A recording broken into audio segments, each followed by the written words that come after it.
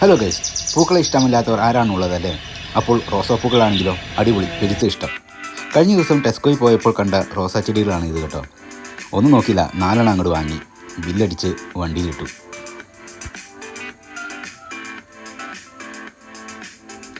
പിന്നെ 2 ദിവസം കഴിഞ്ഞപ്പോഴാണ് ഓർത്തത് അത് നട്ടില്ലല്ലോ എന്ന്.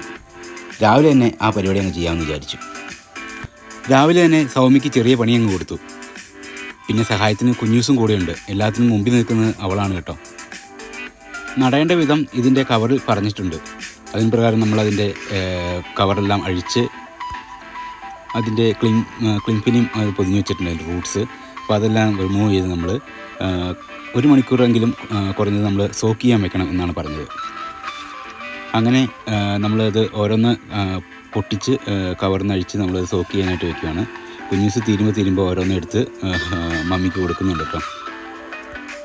രാവിലെ പല്ല് പോലും തേക്കാണ്ട് ആദ്യം ചെയ്യുന്ന പരിപാടിയാണിത്. അങ്ങനെ 4 ചെടികളും നമ്മൾ കവറിൽ നിന്ന് പുറത്തെടുത്ത് വെള്ളത്തിൽ കുതിരാനായിട്ട് വെച്ചിരിക്കുകയാണ് കേട്ടോ.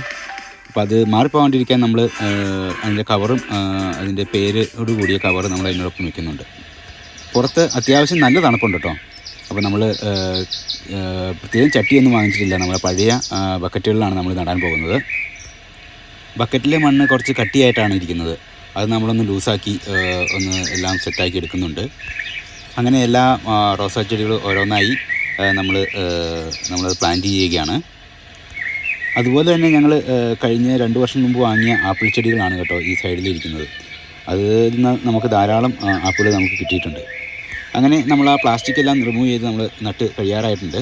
അതിൻ്റെ കൂടെ നമ്മൾ കുറച്ച് ചകിരി ഇടുന്നുണ്ട്, ചകിരിയും സവാളയുടെ തൊണ്ടൊക്കെ ഇടുന്നുണ്ട്. അപ്പോൾ അങ്ങനെ ലാസ്റ്റ് നമ്മുടെ ഫൈനൽ സ്റ്റേജിൽ എത്തിയിരിക്കുകയാണ്. ചിലതിനൊക്കെ മുളകളുണ്ട്, ചിലതിനല്ല. ഒരു 3 എണ്ണത്തിനും മുളയുണ്ട്, 1 എണ്ണത്തിന് മാത്രമാണ് മുളയില്ലാത്തുള്ളത്. എന്തായാലും നമുക്ക് വെയിറ്റ് ചെയ്യാം, ഇത് എത്രത്തോളം ആകുമെന്ന് നമുക്ക് കാത്തിരുന്ന് കാണാം. Thank you.